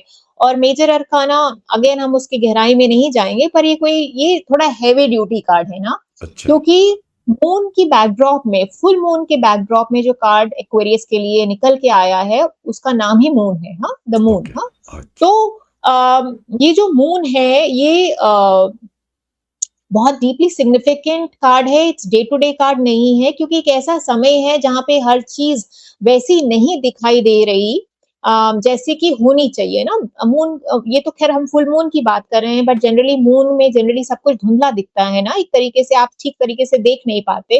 अंग्रेजी के फ्रेज में कहूँ तो एक ऐसी सिचुएशन है, एक ऐसी सेटिंग्स में आप हो सकते हो वहां जहाँ पे there is more to it than meets the eye, right. आप जिस सिचुएशन में हो, आपके पास misses is like a missing pieces of the jigsaw puzzle ना, मिसिंग इंफॉर्मेशन है किसी व्यक्ति के, आपके आसपास के लोगों के कोई हिडन मोटिव्स या कोई हिडन एजेंडाज हो सकते हैं ना, या फिर कोई संभावना हो सकती है कि कोई इल्यूजन्स हैं, फियर्स हैं, या कोई डीपली रिप्रेस्ड मेमोरी है जो कि आपके आसपास की जो तस्वीर है उसको धुंधला कर रही हो ना, वो बार-बार उभर के सामने आ रही है और आप उसको नाम नहीं दे पा रहे। तो टैरो गाइडेंस आपके लिए बहुत ज़्यादा सिग्निफिकेंट इसलिए हो जाती है क्योंकि एक वर्ड ऑफ कॉशन है यहाँ पे एक्वेरियंस के लिए कि कोई भी फैसला आप जल्दीबाजी में मत करिए ना। This is again like the Four of Swords energy. This is not the time to take any big decisions. पहले आप फैक्ट्स गैदर करिए, हियरसे पे मत जाइए, अपने इंट्यूशन को सुनिए, और उसके बाद आप आगे बढ़िए, क्योंकि जो मून का कार्ड होता है आलोक जी, वो कार्ड होता है ड्रीम्स का, इंस्टिंक्ट्स का और सबकॉन्शियस मैसेजिंग का ना। इसलिए अगर इस समय कोई रिकरिंग ड्रीम है, कोई स्ट्रॉन्ग गट फीलिंग है, या कोई थॉट बार बार सामने आ रहा है, तो उसको डिसमिस मत करिए, क्योंकि उसमें कोई बहुत महत्वपूर्ण संकेत छिपा हो सकता है। ऐसा होता है कि कभी-कभी हम आंसर्स बाहर ढूँढते हैं, जबकि हम, और जो कन्फ्यूजन है वो सही मायने में हमारे अंदर एक अनरिज़ॉल्व्ड फियर के रूप में होता है। तो इस फुल मून में क्लैरिटी फोर्स करने की कोशिश मत करिए। जब रास्ता धुंधला है तो उस पे घबराइए मत, एक कदम आगे देखना ही काफ़ी होगा। In such cases, it is important for you to pay attention and align with the lunar cycles. ये बहुत important है Aquarians के लिए इस स्टेज पे, जो आज हम ये टैरो इनसाइट्स पढ़ रहे हैं और आगे चल के भी जो एक रिचुअल मैं दूंगी, बहुत जरूरी है प्रैक्टिस करना, क्योंकि टैरो यहाँ पे सीधे शब्दों में आपसे पूछ रहा है कि क्या डेंजर सच में बाहर है या अंदर का कोई डर है जिसको आपने रिजॉल्व नहीं किया है या एड्रेस नहीं किया है, और उसकी जड़ तक पहुंचना अब आपके लिए जरूरी हो गया है। तो ये तो बहुत इंटरेस्टिंग है। हम पूरे एपिसोड में मून के बारे में बातें कर रहे हैं और एक्यूरेस के लिए भी मून कार्ड आया है, तो ये कोई खास सिग्निफिकेंस है इस कनेक्शन की, या आप खैर थोड़ा सा ब्रीफ में बताइए। जी देखिए, एक्वेरियंस के लिए आया है, ठीक बात है, बट किसी के लिए भी आ सकता था, बट ऑफ कोर्स बिकॉज हम टैरो के रिदम में पढ़ रहे हैं तो ये सिंक्रोसिनिटी की बात है। और ये मून का जो रिफ्लेक्टिव एनर्जी है, ये ऐसे समझिए आलोक जी कि केवल आसमान में नहीं है ना, जो हमने पहले भी बोला, वो हमारे भीतर भी काम करता है। तो जो टैरो इनसाइट्स हैं वो सही मायने में हमें उसको कॉम्प्रिहेंड करने का मौका देती है ना, विश्लेषण करने का। जब हम ऑब्जर्व करते हैं तो जो फुल मून पे जो हमारे इमोशंस हैं वो ज्यादा इंटेंस होते हैं ना।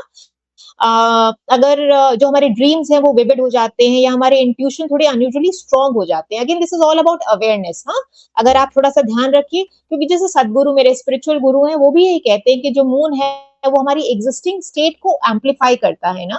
ज्वार भाटा का हमने जिक्र सुना है ना, the tides in the ocean, हाँ, विद द फुल मून। सो आप सोचिए कि वो जब उसको इतना एम्पलीफाई कर रहा है, तो हमारे अंदर भी तो 70% कंटेंट ऑफ वाटर ही है ना, तो वो कितना एम्पलीफाई होगा ना। तो अगर आपके भीतर शांति है तो शांति और बढ़ेगी, अगर आपके भीतर बेचैनी है तो वो भी ज्यादा महसूस होती है ना।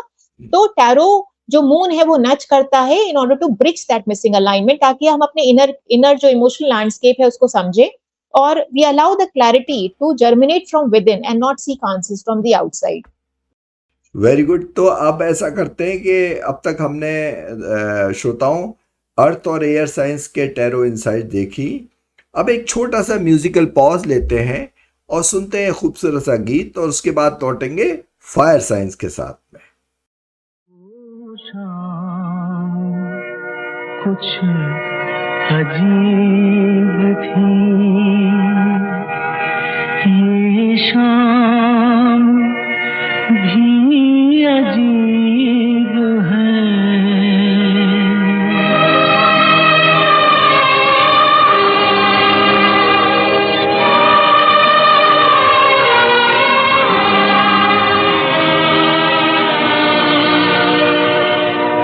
वो कल भी पास पास थी, वो आज भी करीब है।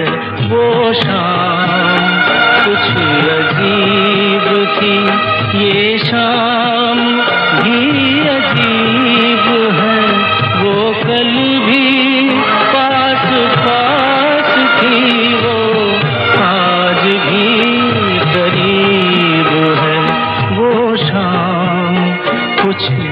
अजीब थी।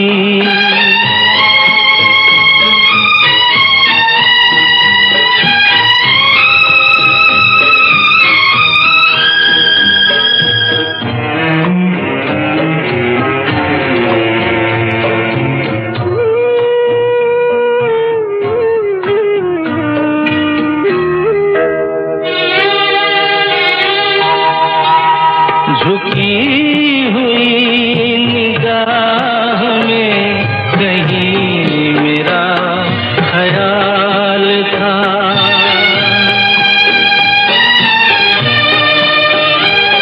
दबी दबी हंसी में एक हसीन सा गुलाल था।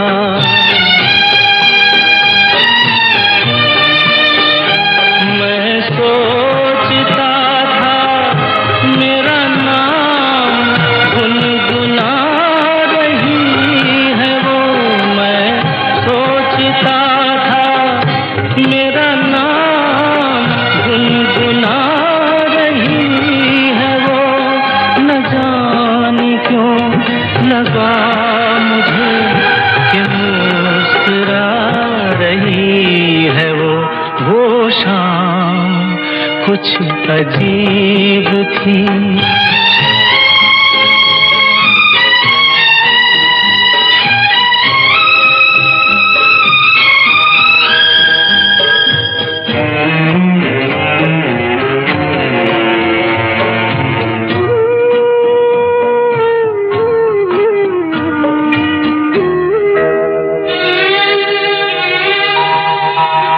मेरा ख्याल है अभी झुकी हुई निगाह में।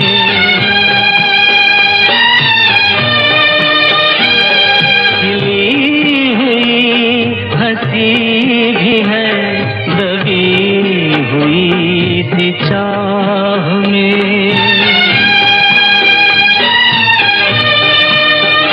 मैं जानता हूँ मेरा नाम गुनगुना रही है वो।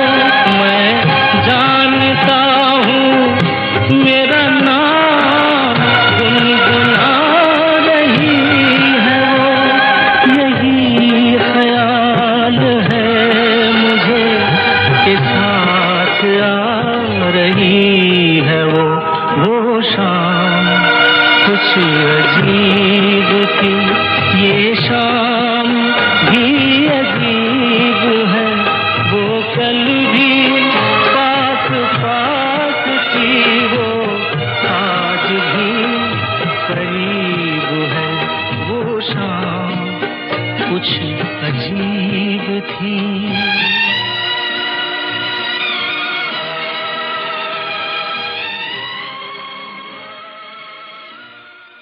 हाँ, वेलकम बैक चंद्रा जी। अब हम फायर साइंस की ओर चलते हैं जिसमें एरीज, लियो और सेजिटेरियन आते हैं। तो टैरो की नज़र से आप हमें सबसे पहले तो बताइए कि जैसे एरीज है, मेष राशि है, इसके बारे में क्या टैरो इंसाइट, क्या गाइडेंस दे रही है? देखिए जो एलिमेंटल एट्रीब्यूट्स की आपने बात करी, बहुत छोटे शब्दों में बोलूंगी आलोक जी कि फायर एलिमेंट जो है वो एक्शन, पैशन, करेज और मोमेंटम का एलिमेंट माना जाता है ना। ओके। तो ये वही ऊर्जा है जो हमें आगे बढ़ने का, रिस्क लेने का या दुनिया में अपनी जगह बनाने का को प्रेरित करती है, कॉन्फिडेंस देती है ना। आपने देखा होगा इन जो साइंस वाले लोग हैं, बहुत फायरी एनर्जी जिनको बोलते हैं ना, they all very full of confidence ना। सही बात। सो इस फुल मून की जो कलेक्टिव एनर्जी है वो फायर साइंस से एक्चुअली पूछ रही है कि आप ये जो आपका जो पैशन है, जो जील है, कि आप सही दिशा में आगे बढ़ रहे हैं क्या सिर्फ आप आगे ही बढ़ रहे हैं ना। हाँ, डज इट मेक सेंस? तो उसी लिहाज से जो टैरो जो है वो हमें गाइडेंस दे रहा है और हम इसको हर एक फायर साइंस के लिए देखते हैं। तो चलिए फिर एरीज के बारे में कोई खास बात बताने के लिए जी। क्या गाइडेंस है? जी, एरीज के लिए जो टैरो ड्रॉ है वो हाई प्रीस्टेस है। हाँ, high priestess again card of major arcana है, नंबर 2 कार्ड है and it is also very beautiful card.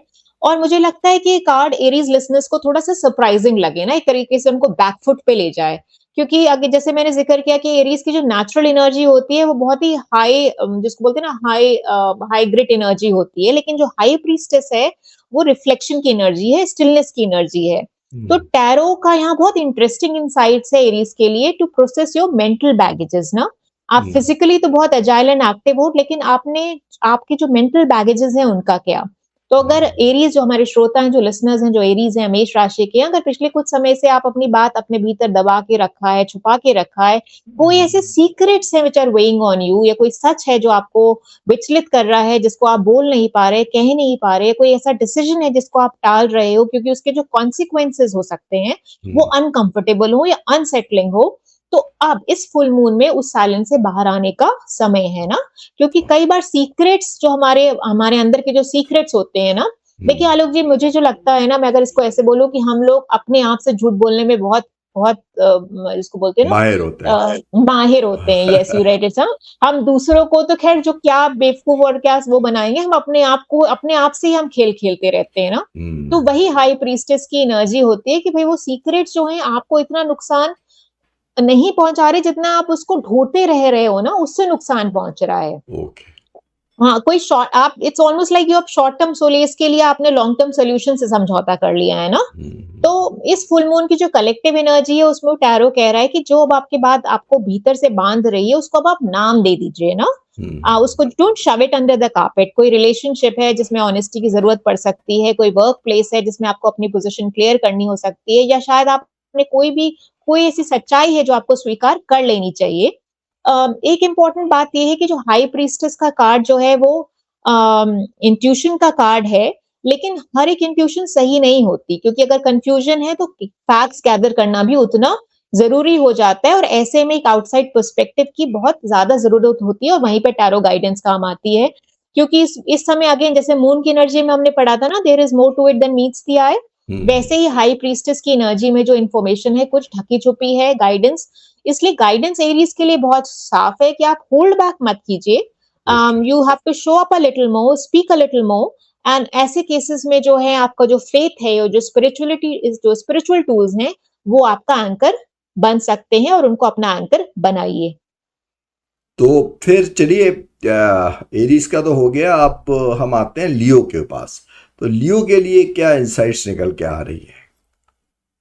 आलोक जी, लियो के लिए जो टैरो ड्रॉ है वो है 6 ऑफ वैंड्स। हाँ, ये जो कार्ड है 6 ऑफ वैंड जो कार्ड्स है, ये भी अपने आप में बहुत ही सिग्निफिकेंट और बहुत ही ब्यूटीफुल कार्ड है, because this is again a card which suggest rewards, accolades and deserved success.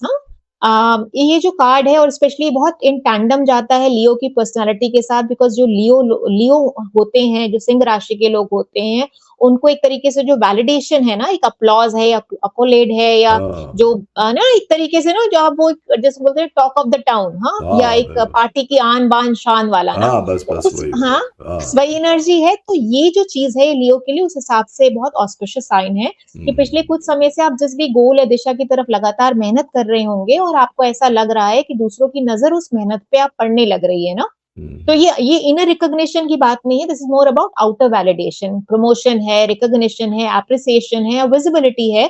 ये सिंपली आप बोलिए कि जिस सम्मान की आप प्रतीक्षा कर रहे थे, वो आपको मिलने का समय आ गया है। उस लिहाज से आपके लिए एक ऑस्पिशियस साइन है, ग्रीन फ्लैग है।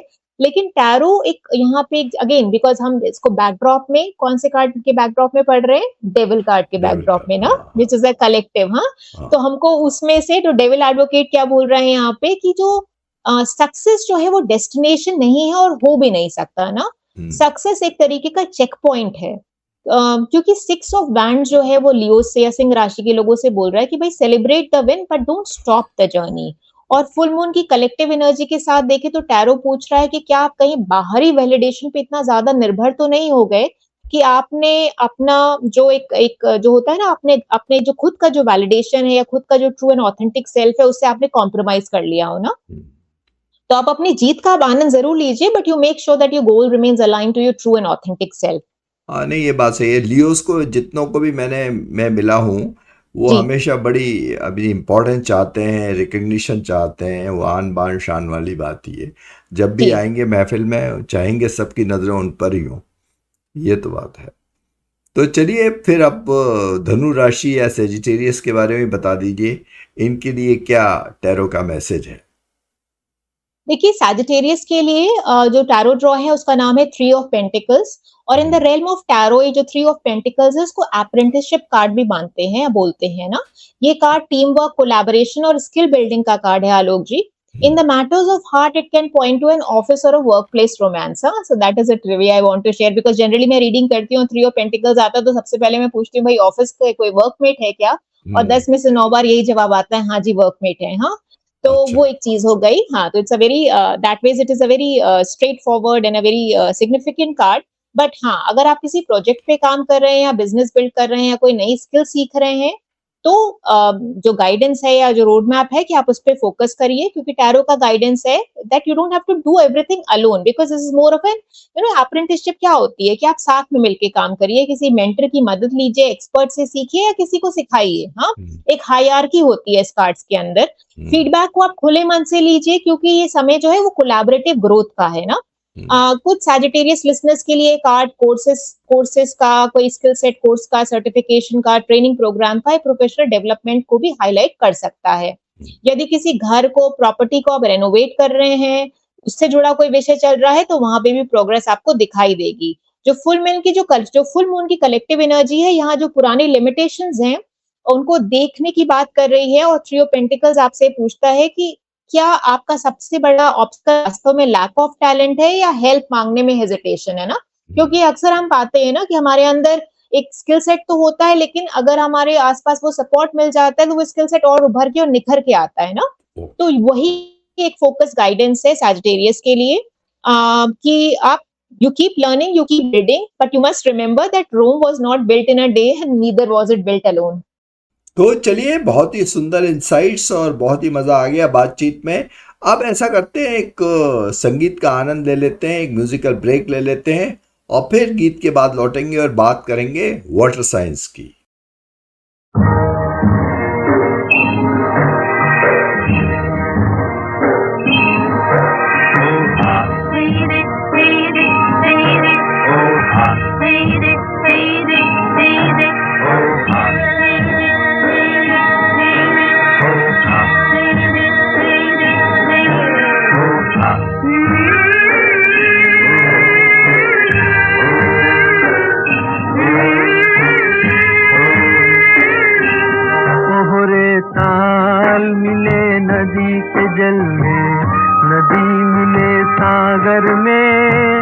सागर मिले कौन से जल में कोई जाने ना, कोहरे ताल मिले नदी के जल में।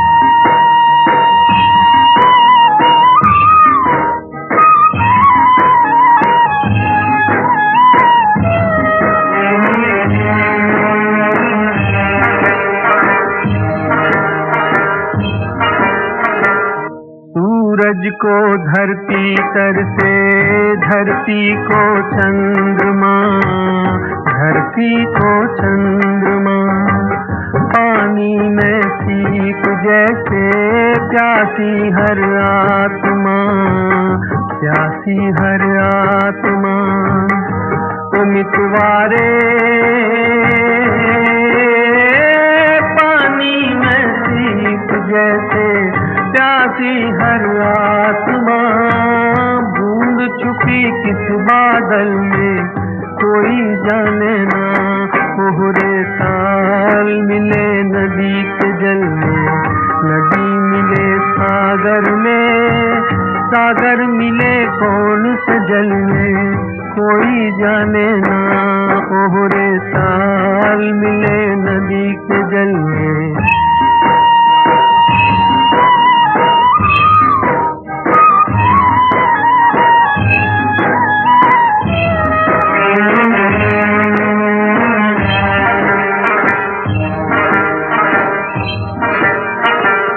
अनजाने होठों पर तू पहचाने गीत है, पहचाने गीत है। कल तक जो बेगाने थे जन्मों के मीत है, जन्मों के मीत है। ओ मितवारे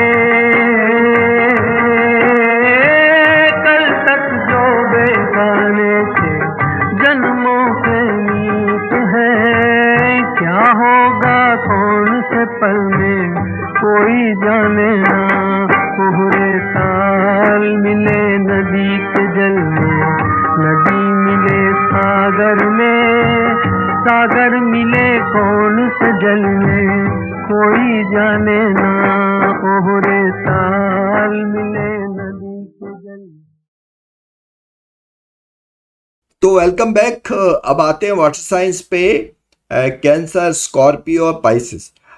तो टैरो की नज़र में सबसे पहले हम स्टार्ट कर लेते हैं। आप हमें बता दीजिए कैंसर के बारे में। कैंसर यानी कर्क राशि, इसके बारे में टैरो गाइडेंस क्या कह रही है? जी आलोक जी, उसके पहले बस मैं 1 मिनट वाटर एलिमेंट के बारे में जिक्र करना चाहूंगी। इसके पहले छूट हाँ, बिकॉज देखिए वाटर एलिमेंट के जो इमोशंस, वाटर एलिमेंट जो है ना, वाटर एलिमेंट जो वाटर जो साइंस हैं, जो वाटर साइंस हैं, वो इमोशंस, इंट्यूशंस, हीलिंग और इनर विजडम से जुड़े होते हैं। और इसका जिक्र करना इसलिए जरूरी है क्योंकि जो फुल मून की जो एनर्जी है ना, वो वाटर साइंस को सबसे गहराई से छूती है आलोक जी ना। Again, going back to that example of the moon, affecting the tides of the ocean, right? So tarot की guidance हमें यहाँ याद दिलाती है कि feeling एक fact नहीं होती, कभी-कभी intuition भी बोल रहा होता है और कभी-कभी fear भी बोल रहा होता है। इसलिए इन दोनों में फर्क समझना जो है वो बहुत जरूरी है, और उसी के प्रिज्म से जो गाइडेंस है वो निकल के आ रही है।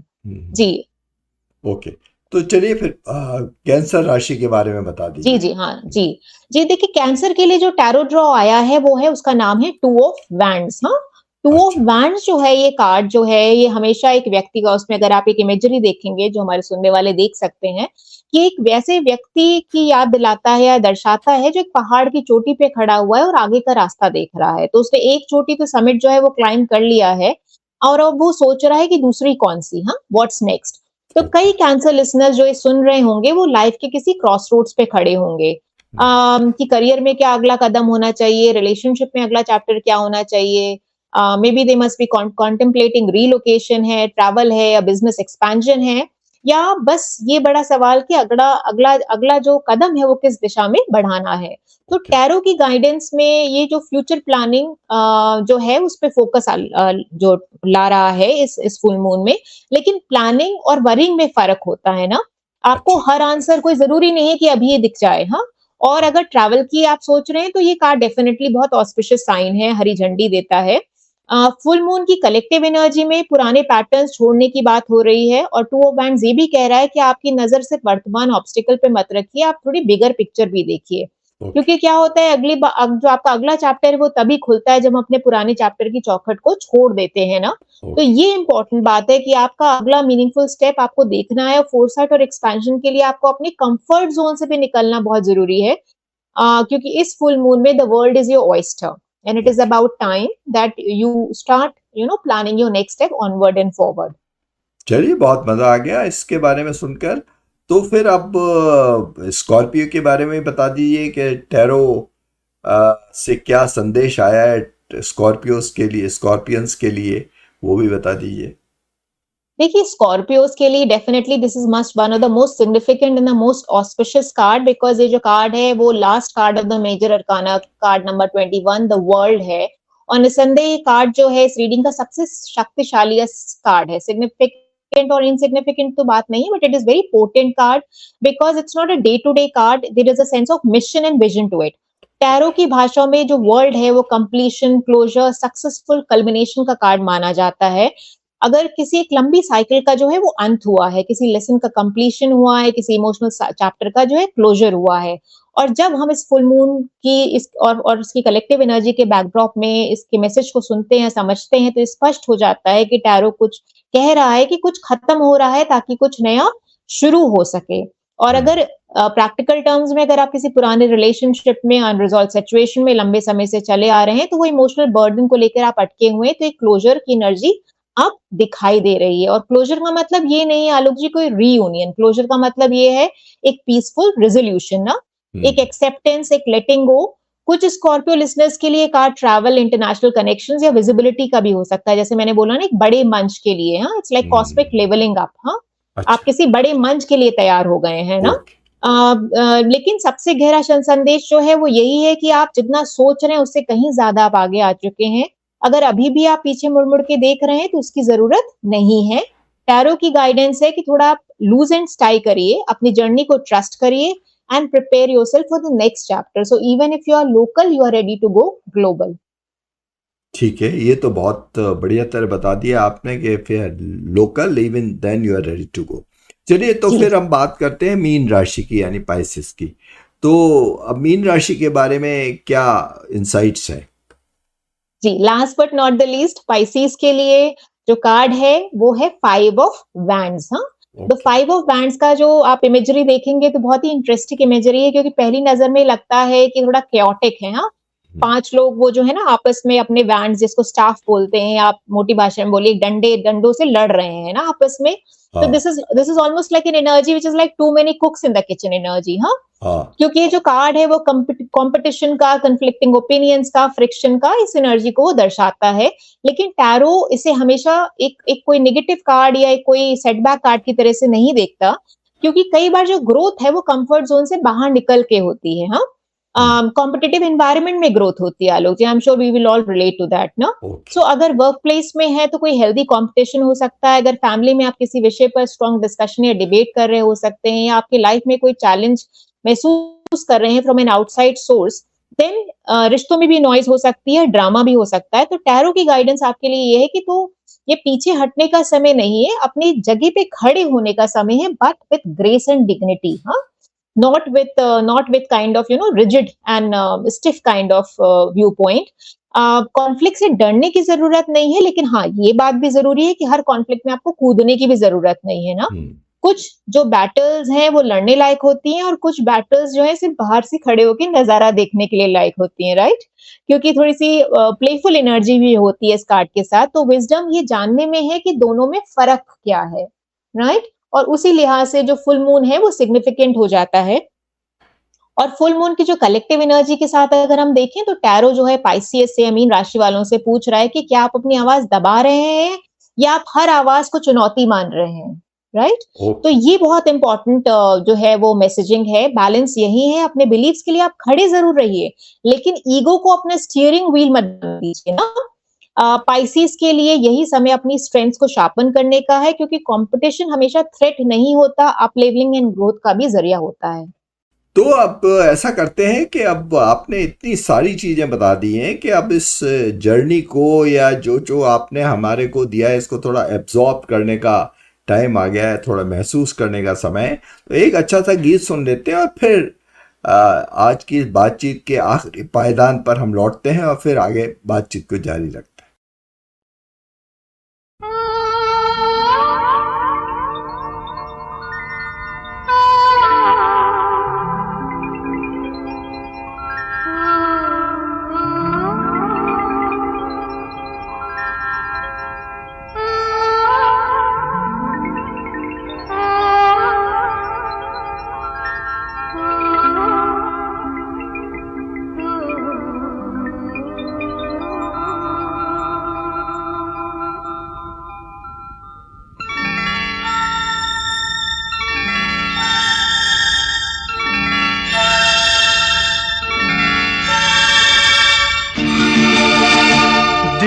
ढूंढता है फिर वही फुर्सत के रात दिन, दिल ढूंढता है फिर वही फुर्सत के रात दिन, बैठे रहे तसव्वुरे जाना किए हुए, दिल ढूंढता है फिर वही फुर्सत के रात दिन, दिल ढूंढता है फिर वही।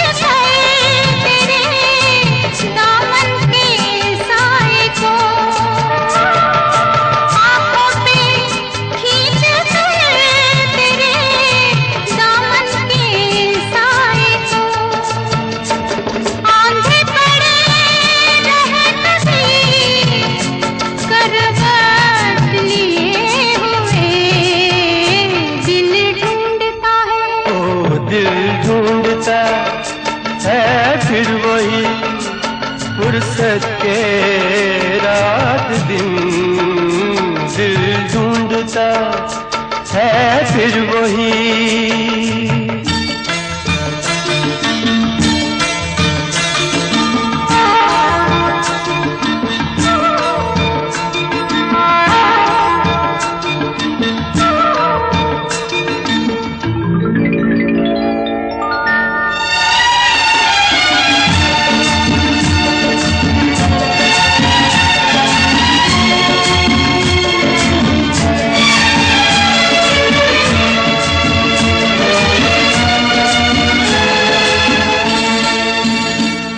या गर्मियों की रात जो पुरवाइयाँ चले,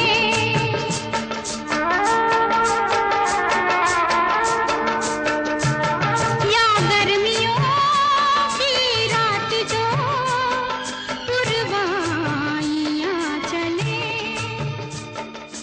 ठंडी सफेद चादरों पे जागे हाँ चंद्रा जी, वेलकम बैक। आज हमने फुल मून, टैरो और ज़ोडिएक साइन के बारे में बातचीत की। अब मैं सोच रहा हूँ एक प्रैक्टिकल सा सवाल पूछ लूँ आपसे कि आप इतनी सारी ये बातें हमें बताती हैं, तो आप अपनी लाइफ में मून साइकिल्स और टैरो को एक तो कैसे इसका उपयोग करती हैं, और ऐसा कौन सा एक सिंपल सी एक्सरसाइज है जिसे हमारे लिसनर्स भी अपने जीवन में शामिल कर सकते हैं, ताकि ये बातें सिर्फ सुनने तक ही लिमिटेड नहीं रहें, बल्कि उन पे कुछ काम में भी आए, कुछ आगे भी बढ़े, कुछ इसको। जी ऑलराइट।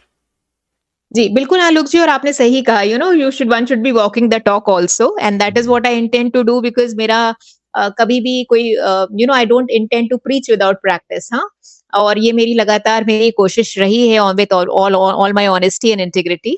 और ये जो साइकिल्स हैं, जो मून साइकिल्स हैं, चाहे वो फुल मून हो या वो न्यू मून हो, अपने लिए एक नेचुरल रीसेट बटन की तरह से देखती हूँ आलोक जी। जैसे कि मैंने पहले भी बोला, एक मोबाइल की जो बैटरी है जिसको रिचार्ज करना पड़ता है, वैसे मैं भी समय समय पर अपने थॉट्स, इमोशंस और इंटेंशंस को इन लूनर साइकिल्स के थ्रू रिचार्ज करती हूँ या इंटेंशंस को रीसेट करती हूँ। टैरो उस प्रोसेस में थोड़ा सा एक कॉन्शियस और एक मीनिंगफुल बना देता है। प्रैक्टिकल लेवल पे जो आपने जिक्र किया और बहुत इंपॉर्टेंट और सिग्निफिकेंट सवाल पूछा आपने, किस तरीके से मैं अपनी विधाओं को यूज करती हूँ इन लूनर साइकिल्स में, तो ये जो ओकेजन्स हैं मेरे लिए, फुल मून के आसपास या फुल मून के दिन, मैं अपने टैरो डेक्स को और क्रिस्टल्स को जो है वो क्लेंस करती हूँ, मूनलाइट में चार्ज करती हूँ। और जो मेरे जो नोट्स हैं, मेरे जो जर्नल्स हैं, जो कि मैं टाइम टू टाइम उसको अपडेट करती हूँ, मैं उनको रिविजिट करती हूँ ना। और साथ के साथ जो रेकी है, क्योंकि मैं एक रेकी और मास्टर और क्रिस्टल मास्टर भी हूँ, तो मैं रेकी भेजती हूँ अपनी सोल कम्युनिटी को, जो लंबे समय से जो मेरे साथ जो यूजर्स जो हैं वो जुड़े हुए हैं। तो एक तरीके से एक रिचुअलिस्टिक प्रैक्टिस है, एंड इन दैट कॉन्टेक्स्ट एक फुल मून की जो प्रैक्टिस जो आपने, thank you for asking, because मैं डेफिनेटली शेयर करना चाहूंगी, मैं हमेशा से यूज करती हूँ, जो कि काफी पावरफुल और पोटेंट है, और मैं अपने हमारे लिसनर्स को शेयर करूंगी कि वो उसको आजमा सकते हैं। देखिए, जो रिचुअल का नाम है वो है burn and release ritual. Burn and release ritual के लिए अगर मैं सिंपल आसान भाषा में समझाऊं, हम एक लिंक अटैच कर देंगे जिसमें पूरा डिटेल में होगा, बट अभी के लिए अगर मैं उस भाषा में समझाऊं, तो बर्न एंड रिलीज रिचुअल के लिए आप एक शांत जगह चुनिए। कोई इलैबोरेट सेटअप की जरूरत नहीं है, आपके घर का कोई कोना जहां थोड़ी शांति हो, एक कैंडल, एक दिया, एक इंसेंस, एक कागज, एक पेन, और आपका इंटेंशन, वो बहुत जरूरी है, बस इतना काफी है। शुरुआत करने के लिए आप कोई भी, अगर आप फुल मून के दिन करें तो अच्छा होगा, नहीं तो 2 दिन आगे 2 दिन पीछे भी कर सकते हैं, बिकॉज ये पीक टाइम होता है ना फुल मून इनकी एनर्जीज के पीक ड्यूरेशन के लिए ना। तो अगर लेट्स से अगर जून 29 को फुल मून है, तो आप 27-28 को कर सकते हैं, या 31 का 30 को, और 1 जुलाई तक, राइट? तो 2 days before, 2 days after. It is not necessary that you do it in the evening time only, because again the sun and the moon वो vanish हो जाते हैं skies में, but they're always there ना.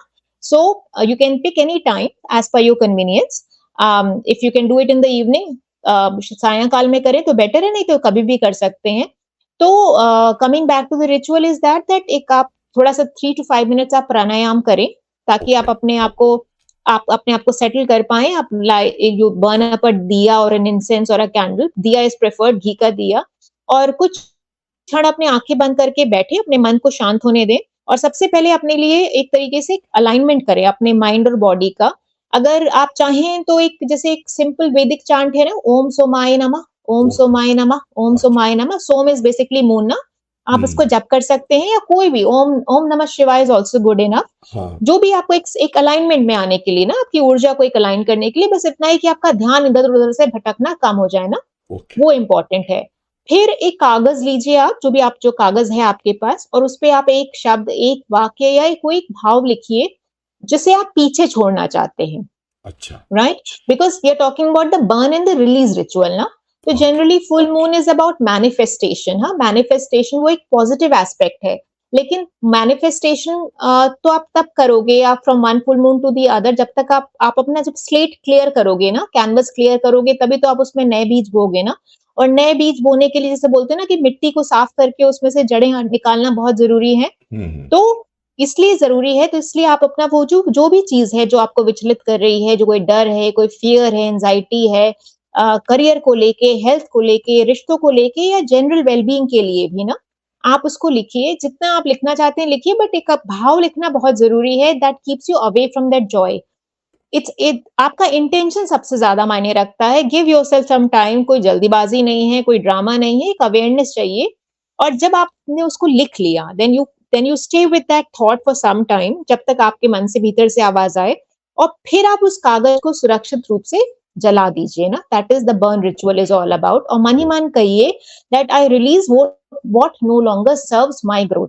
It is as simple as that. Again, ये शब्द आपके हो सकते हैं, I am just paraphrasing it ना। और जैसे-जैसे कागज़ जलता जाए, वैसे-वैसे उस ऊर्जा को रिलीज़ होते हुए महसूस करिए ना। जब वो पूरी तरीके से राख बन जाए, तो जिसको डिस्पोज़ ऑफ करने के 2 तरीके हैं, या तो राख को आप हवा में उड़ा दीजिए, या फिर उसको पानी के एक बाउल में डाल के पेड़ या मिट्टी को वापस अर्पित कर दीजिए, ताकि नेचर के साथ जो ट्रांसफ़ॉर्मेशन है, वो कंप्लीशन की तरफ जाए, right? Okay. So getting back to the elements, you can say that I release, I trust, and I make space. So it is as simple as that. No? Then you can again end with an invocation. एक किसी chant के साथ अस्तो मा सद्गमे तमसो मा ज्योतिर्गमे मृत्योमा अमृतम गमे ओम शांति शांति शांति करके आप उस रिचुअल को क्लोज कर दीजिए। तो मुश्किल से आलोक जी इसमें कम से कम एक 5 से 11 मिनट लगते हैं, डिपेंडिंग अपॉन आप प्राणायाम को कितना समय देना चाहते हो, दे पाते हो। And it does make you feel a lot more lighter, because I do it every, I'm not I'm, I'll be very honest with you, हर शायद कभी-कभी आप फुल मून के आसपास नहीं कर पाते, कुछ प्रैक्टिकल कंस्ट्रेंट्स होते हैं, बट जब-जब मैं कर पाती हूँ, मैं ज़रूर करती हूँ इसको। On a full moon, of course, or a new moon, this burn and release ritual can be tried on any of these two significant occasions ना। क्योंकि देखिए, इसको ऐसे समझिए, हमारे श्रोताओं के लिए मैं बोलूँ कि जैसे हमारे घर में अलमारियाँ होती हैं ना, किसमें उसमें कुछ ना कुछ आगे पड़ जाता है। तो हम जब उसको साफ करते हैं, तभी तो नया सामान रखने की उसमें जगह बनती है ना। तो उसी तरीके से जो फुल मून है, हम जब अपनी एनर्जी सेटिंग्स नहीं करेंगे, तब हम उसमें नई ग्रोथ की संभावना या अपेक्षा कैसे रख सकते हैं ना। और यही फुल मून एनर्जीज का सबसे बड़ा टेक अवे है। नहीं, सही बात है। ये डी क्लटर करना बहुत ज़रूरी है ज़िंदगी को, और तभी आगे के रास्ता मिलता है। चलिए, बहुत खूबसूरत बातचीत हुई आज आपसे। अब मुझे लगता है कि अगर जाते जाते आप हमारे लिसनर्स के लिए कोई एक मैसेज या कोई एक बात कहना चाहें जो उनके साथ रहे, तो वो क्या होगी? आलोक जी, सबसे पहले तो बहुत-बहुत शुक्रिया इतनी गहन वार्तालाप के लिए। ये आपके प्रेज़ेंस में, आपके मंच की वजह से ही संभव हो पाई है, और जिसके लिए मैं दिल से धन्यवाद देना चाहूँगी, दिल और दुनिया के मंच को और सभी श्रोताओं को, जिसने इस बातचीत के लिए अपना समय निकाला। और मैं सचमुच में आशा करती हूँ कि टैरो मून और ज़िंदगी की इस चर्चा के माध्यम से जो लिसनर्स हैं, जो श्रोता हैं, वो लूनर साइकिल्स को सिर्फ़ कैलेंडर में एक डेट की तरीके से नहीं देखेंगे ना, बल्कि एक चेक पॉइंट की तरह से देखेंगे। अपने जीवन के रिदम को समझने के लिए एक प्रैक्टिकल टूल की तरीके से उसको अपनाएंगे। क्योंकि जब तक अवेयरनेस, टाइमिंग और इनसाइट्स एक साथ काम नहीं करते ना, तब तक हम अपने जीवन में अधिक क्लैरिटी, बेहतर डिसीजंस और मीनिंगफुल ग्रोथ की अपेक्षा नहीं कर पाते या जगह नहीं बना पाते। ओके। और एक चीज मैं जरूर बोलूंगी कि यदि इस बातचीत के माध्यम से कोई विचार, कोई टैरो इनसाइट, कोई फुल मून प्रैक्टिस आपके साथ आगे भी चलती है, तो ये हमारे और हमारे इस मंच के लिए और मेरे लिए एक बड़ी सार्थकता होगी। इस फुल मून पर मेरी यही कामना है कि जो लोग क्लैरिटी खोज रहे हैं, वो आपको मिले, जो चैप्टर पूरा हो चुका है, उसे छोड़ने का आपको साहस मिले और जो अवसर आपका इंतज़ार कर रहा है, उसके लिए आप अपने जीवन में जगह बना सकें। सो आपके सभी श्रोताओं को full moon blessings, love and light, Chandra. चलिए बहुत बहुत शुक्रिया इस मज़ेदार बातचीत के लिए। मज़ेदार भी क्या है, ये इन्फॉर्मेटिव के अलावा ये एक फुल ऑफ इंसाइट थी कि आपको पता लगा कि थोड़ा सा रुक के पॉज करें और उसके बारे में बातचीत करें। तो चंद्रा जी, आज की इस खूबसूरत और थॉट प्रोवोकिंग बातचीत के लिए आपका बहुत बहुत धन्यवाद।